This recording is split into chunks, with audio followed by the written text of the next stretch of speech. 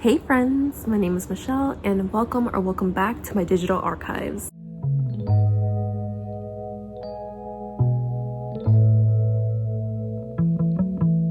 So, I come to you on my couch, in my robe, in a t-shirt, because I'm just comfy and cozy and I want you guys to feel comfy and cozy too, okay? So we're here chilling on my couch, having a little chat, talking about what we're reading. And right now, I'm reading Agnes Aubert's Mystical Cat Shelter by Heather Fawcett.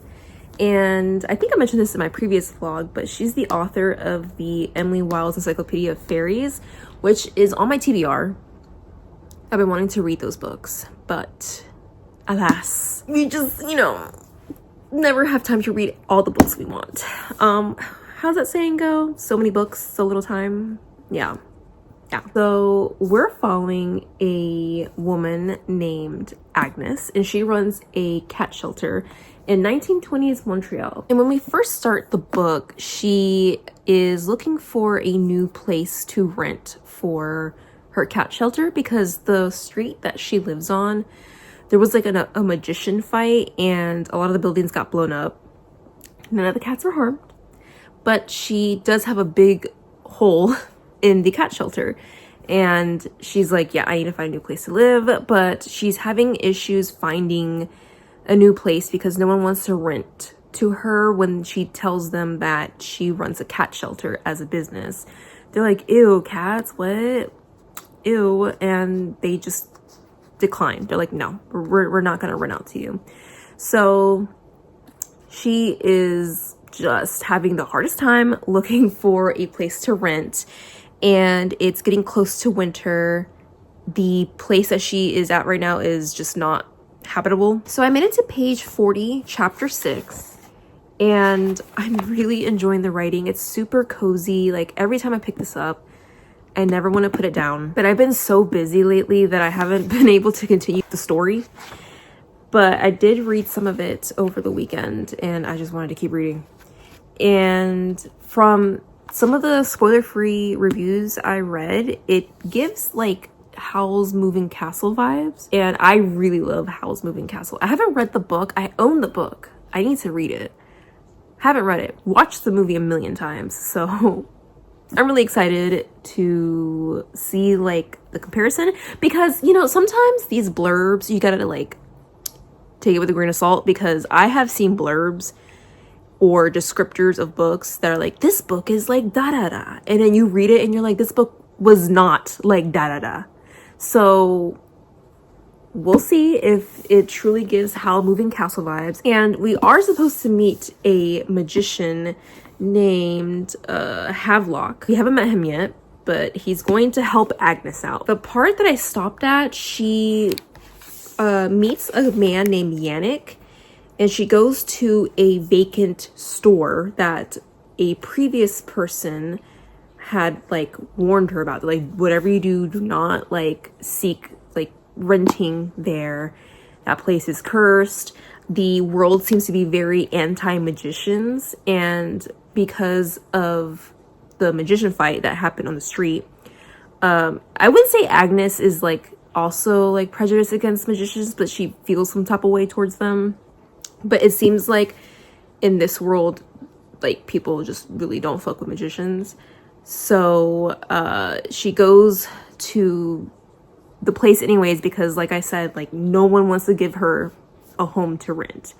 So she's like, all right, well, this is my last option. She goes there and she meets Yannick, who is a very strange character, and he like offers her the place. So that is where we left off, and really enjoying that. The other book I started reading is, I'll put a picture right here, Everybody in This Room Will Someday Be Dead by Emily Austen. And in this book, we're following Gilda. I want to keep calling her Glinda. Her name is not Glinda, it's Gilda. But like in my brain, I keep saying Glinda. Gilda. And she's like in her late 20s. She is a lesbian atheist who clearly has OCD. Like this girl has OCD, and she is like really obsessed with death. And She's also like a hypochondriac. Like she stays going to the fucking ER, like to the point that the nurses know her name. They're like, oh, hey girl, why are you in today? Like that type of like relationship with the nurses. And she doesn't fit in. She is like very, very depressed. She got fired from her book job. And the book has a lot of deadpan humor, and I was just cracking up at work just reading like a few of the chapters. Oh, speaking of which, the book doesn't have chapters. It's like, I don't know if there's like a term for this type of writing style. There probably is, I just can't think of it right now. Where do I want to say stream of consciousness? I think it might be, because it's just like pages, and then when there is a break, it's like part 2, and then it's pages. So I think it might be a stream of consciousness. So instead of saying chapters, I guess like every time I finish certain pages, like I am just always giggling because the deadpan humor is done so well. So Gilda is just like falling apart, and she sees a flyer for free therapy at a Catholic church. And she's like, you know what? I need help. Let me pull up to this Catholic church. She goes, and then she meets the father, and the father thinks that she's here for a receptionist interview because the receptionist that was there died. And she is like so awkward, and she didn't know how to respond. So she ended up being like, yeah, I'm here for the receptionist job. And then she got hired. And so we're just following her, like being like, I'm lying to the father, like I'm a lesbian atheist. I told this man I'm a Catholic. Why am I in this church, working for this church? It is so funny, but very serious at the same time, because there's just some topics that are explored in the book. And I don't have the physical copy with me. It's in my purse, and I'm comfy on the couch. But I think I left off, if I remember, page 50. And it's not a long book. I think it's only 280 something pages. But yeah, I'm having a really good time with my current reads. Oh, let me give y'all an update about catabasis. So I want to preface by saying I love me some R.F. Kuang. Okay, that's my girl. I love her. She's an auto-buy author for me. Tell me why I got 25% into that book. And I'm listening to the audiobook, by the way. And I'm literally like the meme of the guy who like rips his like headphones off. That's me. Because R.F. Kuang, so okay. Hold on. I didn't even tell y'all what the book is about. So we're following Alice Law. And she is a Cambridge postgraduate student. I think she's getting her doctorate. And her professor died. And she's like, okay, I'm going to go to hell. And I'm going to find my professor because she needs his, like, recommendation in order for her to, like, get, like, a really good job in academia. Because he's, like, a very well-known and popular professor. So her and, like, her ex situationship, boo thing, whatever, Peter, he joins her in going to hell. And it was interesting at first. I was like, okay, I kind of like the world building a little bit, and I guess this is supposed to give like a dark academia like vibes, because it is like in a way a critique of academia. And but like as we progressed into hell, I felt like I was going to hell myself, okay? Like, I'm talking about R.F. Kuang would just go on, just go on and on about a certain subject in the book. Also, if you hear that in the background, I'm sorry, that's my laundry. Anyways, like, okay, for example, like Peter and Alice were trying to figure out the map of hell. So they'll start talking about like geometry, and then the character Peter, like I guess this is a way for R.F. Kuang to show that these characters are really smart. So she'll like go on these tangents about like geometry.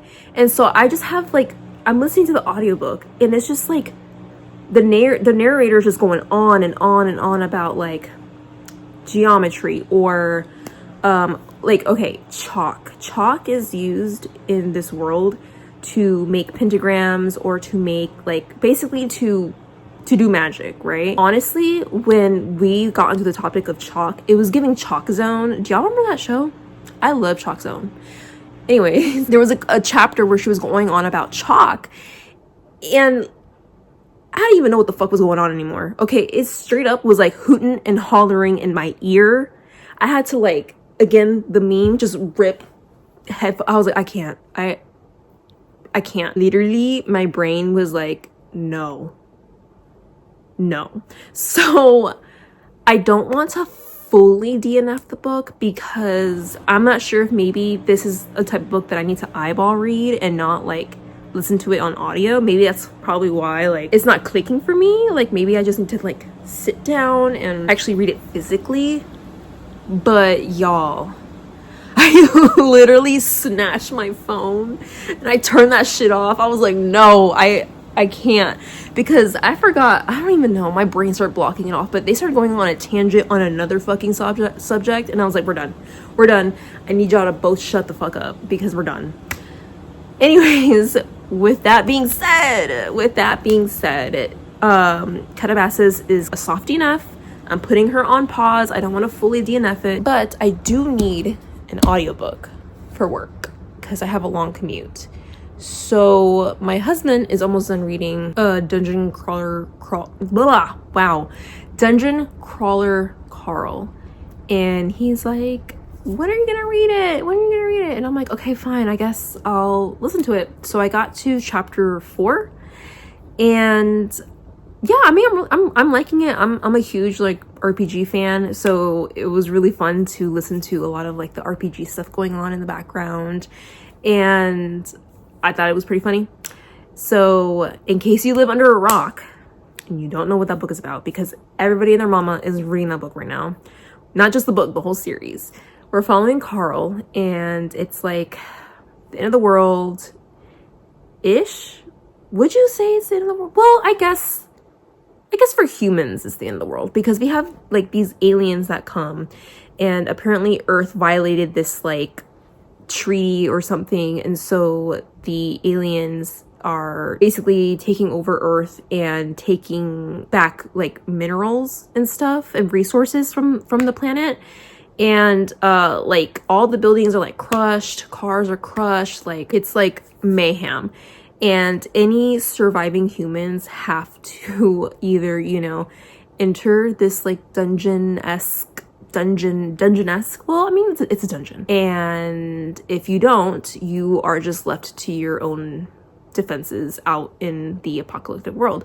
So yeah, you have that choice. And then Carl's like, you know what, I'm just gonna do it, and he takes his cat with him, Princess Donut, who is so sassy. I love her. Yeah, where I left off was where he is doing like the tutorial section of the dungeon, and I'm having a great time. Like, I'm having a really great time. So that's my reading updates. Wow, we're at 17 minutes. I just yapped. We're back, y'all. We are so back. We are just yapping away. I don't know what I want to do. Like, do I want to read? Should I read, or should I play more Pocopia, as I call it? I know it's called Pocopia, but I call it Pocopia. I don't know, maybe I'll read a little bit more of The Mystical Cat Shelter and play more Pokemans.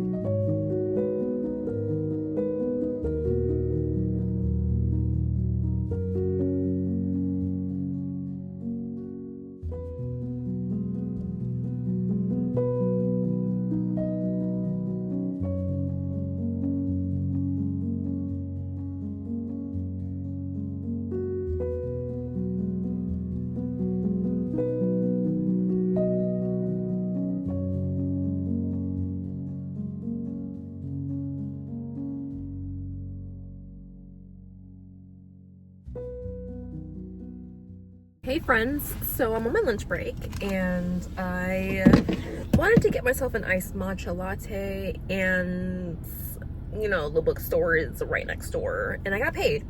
So I was like, you know what? I'm feeling a little like crazy and I want to buy like books. So I purchased some books. I did some damage and I wanted to share with you guys what I got. I got this stunning edition of Between Two Fires by Christopher Ullman. This is like a medieval, like dark fantasy book.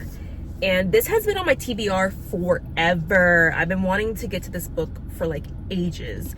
And look at this stunning, stunning art. Like, are you joking? Like, that is gorgeous. So when I saw it, I had to get it. It was the last copy too. And I'm like, yeah, you're coming home with me.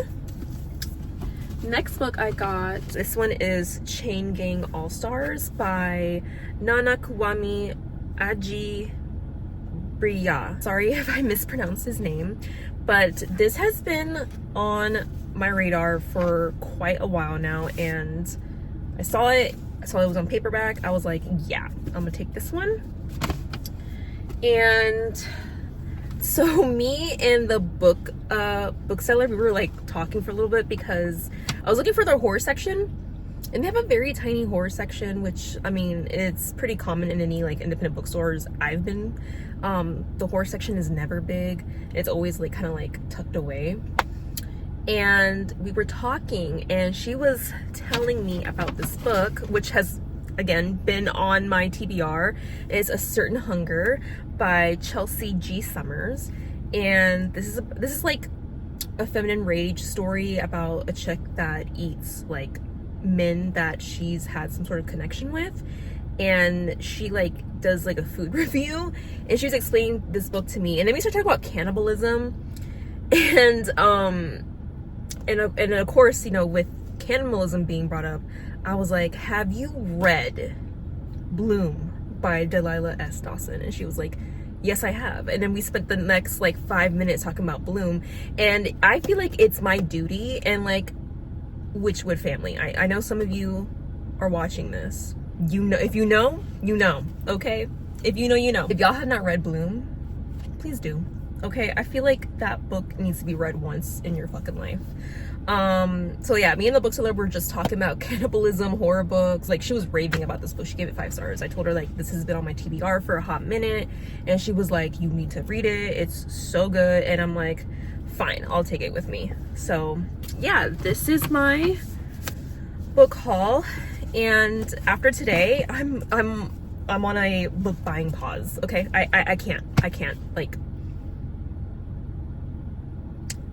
I mean, my bills are paid, but you know what I mean? Like, I need to be like, I need to pump the brakes a little bit on my book buying. I have been good. I've been using like Libby, my library, as you should. Support your local libraries. Sometimes you just need serotonin boost.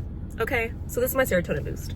Anyways, I gotta go back into work, and I'll talk to you guys later. Hey friends, sorry that the lighting is a little funky in here. I still need to get lamps for my office. I'm using the big light right now, plus my lamp, because the lighting in here is just not the best. Like I said, I still need to get some lamps and change like the light bulb and stuff. So sorry that the lighting in my office is gonna be a little funky, but yeah, I also still haven't unpacked my camera. It's in one of these boxes. Okay, it's in one of these boxes, so we're still using iPhone. I still have like 3 boxes left here to go through, but I've just been so busy. That's like the update for this clip. I've just been so busy with work. We just finished this huge programming project at work that took about 2 weeks to complete. One of those days from those 2 weeks, I had to stay like late to finish the project. So it's been super busy, and with school, I've been working on that. We are in our last like few modules. I think I only have 2 modules left, 2.5 modules left for each class, because spring semester ends like the first week of May, and today's April 1st. Happy April 1st. It's the first of the month. Wow. I can't believe we are in April. Yeah, I've honestly just been busy with work. I've been busy trying to juggle school as well. The nice part though is that I get a week off. So I left early from work today. I got off at 3 o'clock, and I don't come back until April 10th. So woo, staycation, because I'm going to attempt, okay, keyword attempt, to speed run the rest of my semester. So I have a project that's due, like a final project that's due. The draft is due on April 11th, and I'm gonna try to, I don't know if I can speed run that one, because the professor has to look over our draft, give us back feedback, and then submit like a final version of the project. So that one I'm gonna have to like go by the actual timeline. But I do have this assignment and some other like mini stuff for my other class. That one, I think I can speed run it and just finish like all of like my April stuff in this week that I have off. And then the other class, like I said, I have that project, and then I have a test. I think it's the final exam. I don't remember. I have to check my schedule. And that should be it. I will say this semester wasn't as intense as the first semester. Y'all, the first semester, that's another reason why I disappeared a little bit, because the first semester was kicking my ass. Okay? Like, that was so intense. This semester feels like a walk in the park, but we'll see. I registered for yesterday. I registered for summer courses, and that starts in June, and it's just a month. It's only like 4 to 6 weeks. And I also registered for fall, and then I have 1 more semester, and I finished my graduate program, and your girl gets a master's degree. Period. But so we're slowly but surely making through our graduate program. I'm really excited. I am really excited for summer semester, because I registered for curating like middle grade and YA collection for school libraries. So I'm super excited. It's gonna be the same professor with the same professor that I'm with right now. And she's just amazing, and she's so sweet, and she's so understanding. So I'm so happy that I get to work with her again for summer, and it's gonna be a fun class.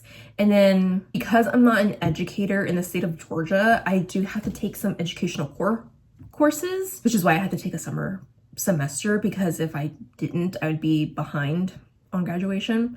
So yeah, the other course is like some educational core class that I have to take in order to be able to like be, you know, certified in the state of Georgia to like be like within the school system. I mean, I'm not a teacher, but I am still considered an educator. So I need to take that to be like, you know what I mean? Okay, I'm sorry. Anyways, you understand what I'm trying to say. So yeah, I've been juggling school, work, and I did get to finish a book though. I finished Everyone in This Room Will Someday Be Dead by Emily Austen, and I'm giving it a 3.5. So I really did I did really like 80% of this. I think Emily Austen has like an amazing way of writing mental illness, because y'all, the way she writes mental illness is so real. It is so realistic, and low-key, it was kind of like freaking me out, because I felt like I was also going down like a spiral with the main character. And yeah, it was, I wouldn't say it was triggering, but it was just kind of like, dang, Yup, I get that. When the main character was going through some shit, I 100% understood that. But the reason why I didn't give it like a higher rating or a 5-star like I did This Is a Cry for Help is because I just felt like, I don't know, I felt like it was becoming redundant in a few parts of the story. Like, I'm thinking maybe that was the point that the author was trying to do, like, because it's like mental illness is cyclical. You're gonna have your good days and you're just gonna have your shitty days, and it's just like a lifelong thing. If you struggle with mental illness, you get what I'm talking about. If you don't, it's a cycle. You know, we have our good days, we have our bad days, and it's just whatever we do, whatever we have to do to just make it through the good and the bad.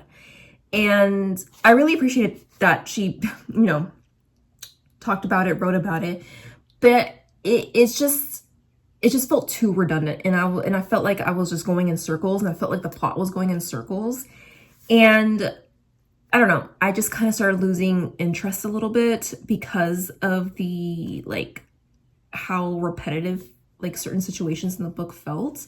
And there was like a subplot that was happening within the book, and I don't want to go into it because it is spoilers.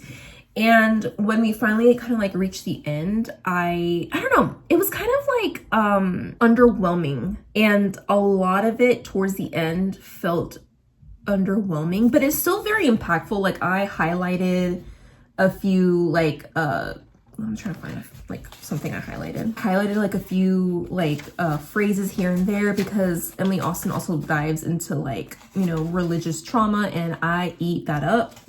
I love like topics about religious trauma. And see, I need to tab my stuff. Oh yeah, and then there's a lot of deadpan humor in it. I love deadpan humor, so like I enjoyed it a lot. Like this one part I really liked when Gilda was walking around the church. She was like, "As I walk around the church, I imagine I am a vampire, and that the unnerving organ music is narrating all of my eerie movements. I'm a creature of the night, here to drink blood. I sleep in a coffin. Sunlight burns me." It's just stuff like that I don't know, I just highlighted and really liked.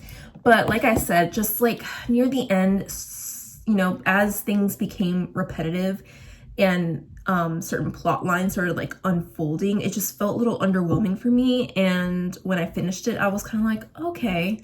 Like I said, it wasn't a bad book. A 3.5 isn't a bad rating in my in the Michelle rating system. A 3 is an average. A 3 is an average for an average reading experience. A 3.5 for me was that it was an average experience, but there were some parts I really enjoyed. So yeah, I mean, I still want to read more of Emily Austen. I really like the way she writes and the themes she explores.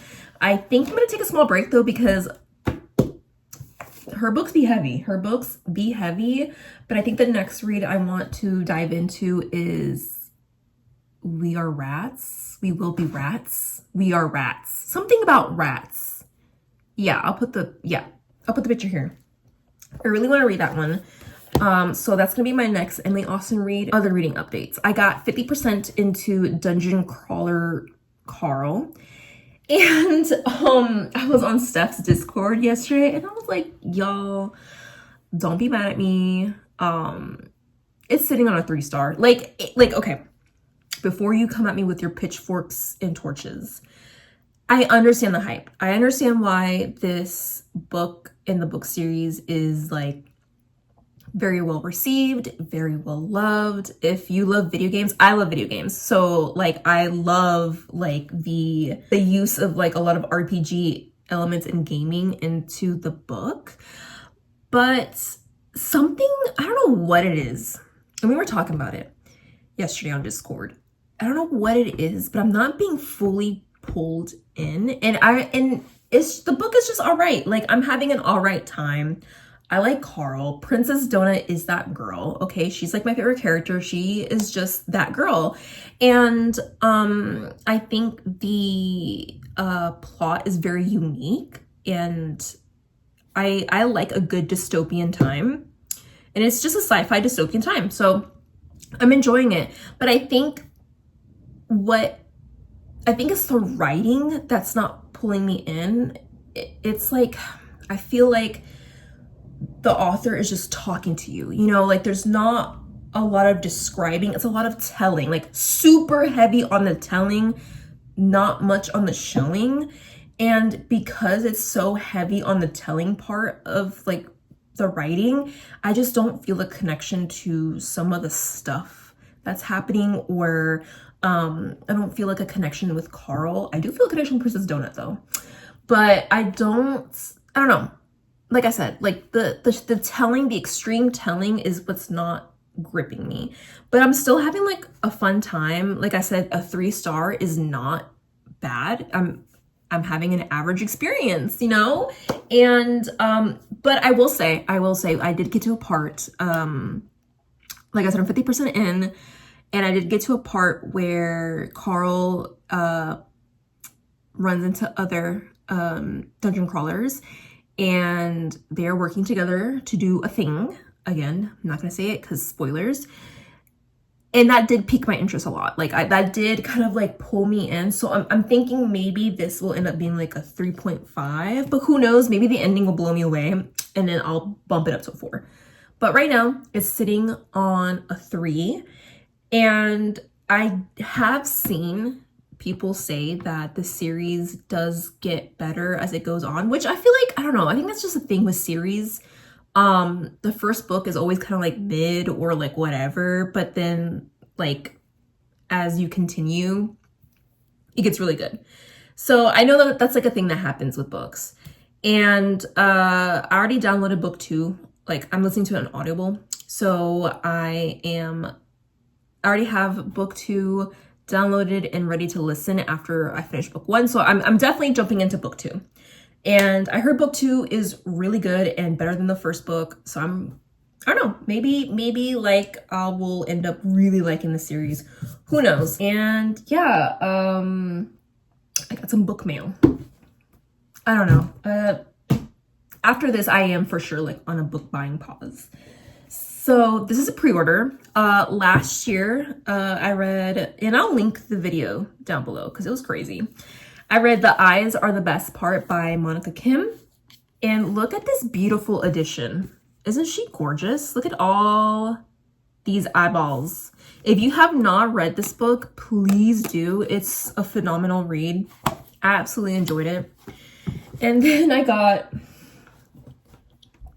I am my own enemy. I want you to know this because I be shitting on popular books because I'll like join the hype train and be like, oh my god, like everyone's hyping this book up, I want to read it. And then like 80% of the time I end up hating it. Anyways, so Half City by Kate Golden. I have never read any of her books. I think I've seen them like at libraries and stuff. I've been seeing this advertised, and again, I take this kind of stuff with a grain of salt because people like to compare books to other shit and it just don't be making sense. Like it's not true. But I do love Buffy the Vampire Slayer, and I've been told this is kind of Vampire the Buffy Slayer. Sedate me. Put me out of my misery. Anyways, this is similar to Buffy the Vampire Slayer and the Shadowhunters series, which I need to read that. I want to make that my goal this year, is to get into the Shadowhunter series. Anyways, that's like a whole different, that's another thing. So I don't know about that part, about this being kind of like the Shadowhunters, because I've never read it, but I am familiar with Buffy the Vampire Slayer. We're following Viv, and she's a demon hunter, and then she's gonna go to this like demon hunter school, but the demons are called deviants. So yeah, that is it. And I think she's just really, really cute. And I don't know when I'm gonna get to this book because I have like 15 million books on my radar. And speaking of which, I'm in the middle of like a few other reads. Speaking of Monica Kim, I got an ARC for Molka, and that's going to be her new book. And I started that. I'm only a few pages in, which is why like I haven't really talked about it much. But So molka is like a phenomenon that's happening in South Korea where people are putting like surveillance cameras in like bathrooms or areas like where people can be vulnerable. Specifically, like the targets are mostly women, and the surveillance cameras are like put in their bathrooms or changing stalls, lockers, like anywhere where women can undress. Surveillance cameras are put in. So we're following, the POVs are very interesting because the POV starts with this guy. Oh my goodness, I don't have my Kindle with me. We follow this guy and he is at work. He works in the IT department, and he has like cameras set up in the work bathroom. So that's where the POV starts. And I'm like, oh, I don't want to be in the POV of this disgusting man, but it is female rage, so I'm excited. And it is like horror and female rage, and it takes place in South Korea because this is a thing that is happening in South Korea. And I really, really love the author's note. The author's note is in the beginning. Usually it's at the end of the book, but I'm not sure if it's the arc that I have that has the author's note in the beginning.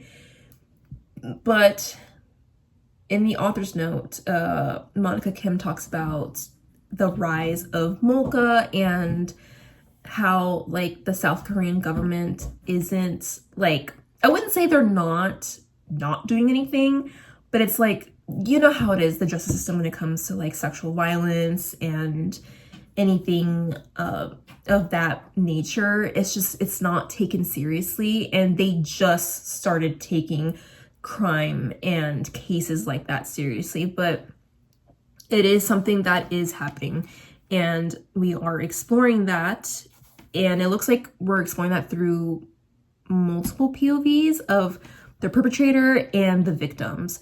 So yeah, that's going to be a very interesting read. I'm hoping with this week off I can do more reading, but I really need to focus on schoolwork. So we'll see how everything goes. But yeah. Oh, and Poca P has been taking over my life. But you already knew that. I didn't have to tell you that.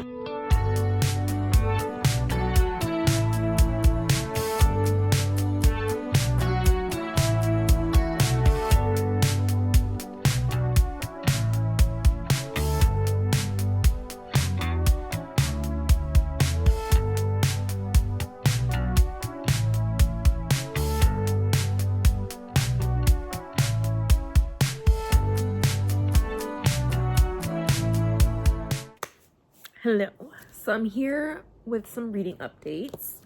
Molka by Monica Kim.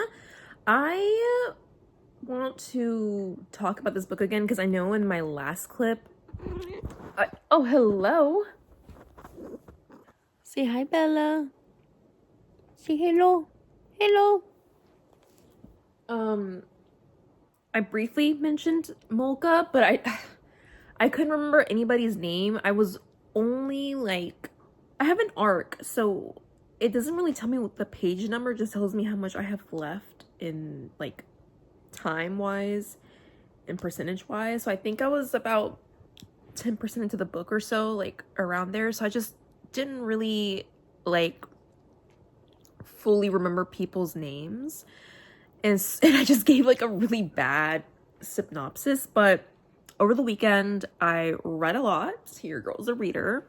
And I got 56% into Molka. And guys, this book is so unsettling. Like, I was on Discord with my friends yesterday. Some of us are like buddy reading it together. And I'm just like, this is so unsettling. And Monica Kim does such a good job, like, making you feel paranoid and stressed out when you read. And that's what I've been feeling. Like, it has just been pure paranoia, like being creeped out, because so you're following two main characters. You're following Dae. She is I think she's in her late 20s, and she works, she's an accountant. She works for this company. She's an accountant. And you also follow Jun Young, and he also works in the same company she does, but he's IT. And I don't remember if I mentioned this in the previous clip, but Jun Young, he has like cameras installed all throughout the women's bathrooms. And I think there's like 5 floors at the company, and he has them installed in all of the bathrooms, like all 5 floors of the women's bathrooms and the lobby. So he knows like the women that are coming to work, and because there's like specific women that he likes to watch go to the bathroom. It's I hate this so much because some of the chapters is his POV. You're in this disgusting man's head as he watches the fucking surveillance cameras and spies on women using the bathroom, and he talks about it in detail, like their underwear, what they're doing, and I'm just like, oh my god, it's so disgusting. Every time it's like a chapter, and it doesn't like say which POV you're gonna be in. It's not like Jun Young chapter 10, nothing like that. It's just chapter 10, and then you're in it. Like you're either with Dae's POV or Jun Young's POV. And every time it's Jun Young's POV, I want to throw myself into a pit of lava, and I want to take like 7 showers.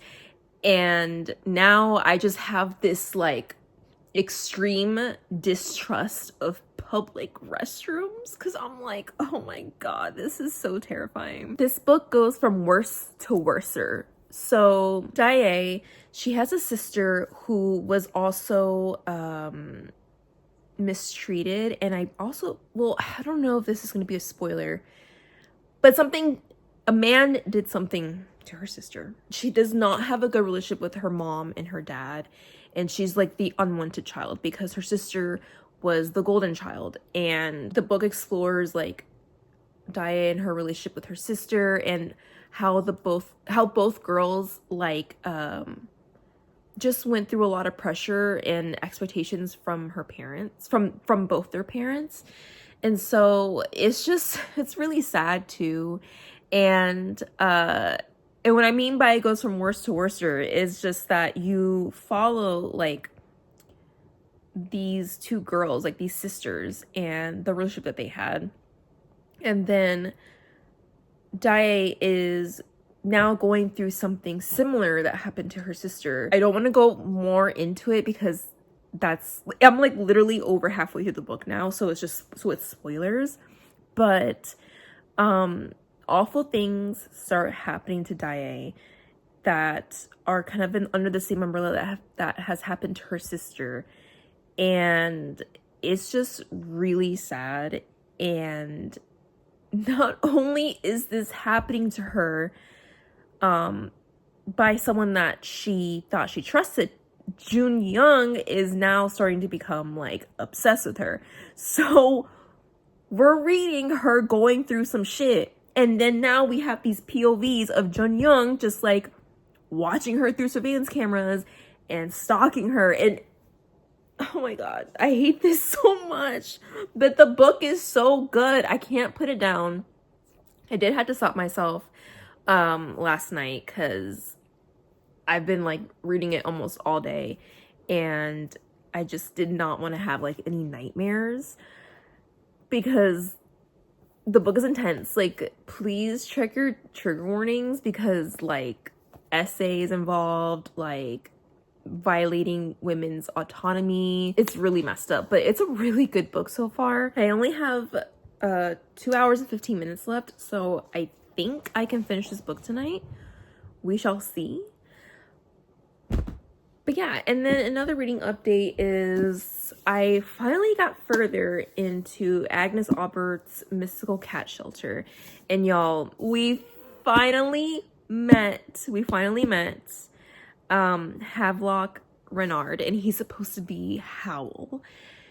And let me insert this fan art. It's not spoiler fan art, but let me insert this fan art that I saw on the internet, and I'll link the artist's Instagram down below. But look how beautiful this is. Like, this is literally Howl's Moving Castle, but with cats, and it is so cozy. It's so good. And I'm already like loving the banter between Havelock and Agnes. And yeah. So this is like a perfect like little dessert, a little pick-me-up after, you know, reading a few chapters of this. So I was kind of like back and forth between these two books all weekend. I'm on what page am I in now? Page 90. There's 353 pages in this. I'm hoping I can finish it this week. I don't know. I don't think I'm gonna finish this book for this vlog, but I would like to finish Molka and then probably wrap this vlog up and start editing it. And yeah, I'm enjoying this week off that I have. I've been working on some homework. I'm working on a project. I am recovering slightly from like a migraine. Like, it was like a migraine was trying to occur, but I took some medicine.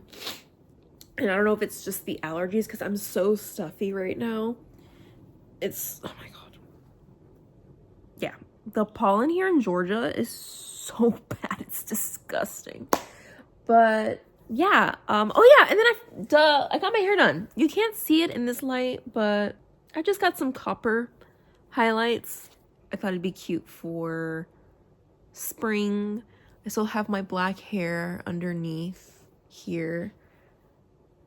So it's just like copper highlights throughout my hair, but I love it. I feel very bonita. Very bonita. So yeah, I'm going to probably play a little bit of Pocopia, and then I'm pretty sure I'll finish Molka tonight. Fingers crossed. Okay, really random, but I don't know if you guys have been keeping up with the space Artemis and the space crew as they're orbiting around the moon. And I know NASA has been doing like live streams, and I don't catch them, but I always like watch clips and snippets of them when I can. And this morning, I don't know what it was, but I was like going through the pictures that NASA has been like showing, like new pictures of like our solar system, new pictures of the moon. And I have been like watching a lot of like the communications and videos and some other stuff that I've missed, and I've just been sobbing this morning. Like, I've just been so emotional, and I'm just like, what are we? We're just like a blip in space. And yeah, I was just kind of like in awe of it all. And not gonna lie, it was hope core for me, especially in these terrible times we're living in, this horrific timeline that we are living in. Yeah, I needed that shit. I was crying this morning. I was like, oh my God, life is beautiful, space is beautiful, humans are beautiful. That's it. That's all I wanted to share. Hello. We made it to the end of the vlog. Your girl finished Molka by Monica Kim. This book had me sick, okay? Sick. I was nauseous the entire time. I wanted to puke. I wanted to throw up. 5 stars. 5 stars. Monica Kim, God damn it, you did it again, girl. You did it again. Like, I don't even know where to start. Like, besides it being like extremely creepy and unsettling, this shit had me so mad. Like, especially with some turn of events near the end of the book, I was gagged. There were some turn of events near the end of the book that had me gagged and scared, and I was like, it cannot end like this. Like, you're gonna tell me it's gonna end like this, but then something else happens, and I'm like, and it's just like, it's just nonstop wild craziness. And I was holding my breath the entire time. And yeah, This was a 5-star read. Absolutely loved Mocha. I actually pre-ordered the UK edition of it. I'll put a picture right here because me and Jenny were talking, and it's like, you know, the eyeball motif and everything, and I just feel like it goes with the eyes are the best part because it's just like eyeballs are like the theme here, and it's pink, and pink is like one of my favorite colors. So I pre-ordered the UK edition, but this book does come out April 30th. If you love horror, pick it up, but please check your content warning because it does dive heavily into like sexual crimes, because Mocha is like a gender-based sexual crime. And yeah, so there is essay in this. There's a lot, and it's pretty graphic at times, but still like an incredible read. Highly recommend it. And then your girl, I know I was like, I'm gonna go on a book buying pause. Not ban, pause. Well, I went to Half Price Books, unpaused my book buying band, and I struck gold. Okay, I walked away with 4 books, which every time I go to Half Price Books, it's like a hit or miss for me. Like either I find absolutely nothing and I walk away with nothing, or I just walk away with like a bunch of stuff. And I was able to find some stuff. I found Shark Heart, A Love Story by Emily Habich.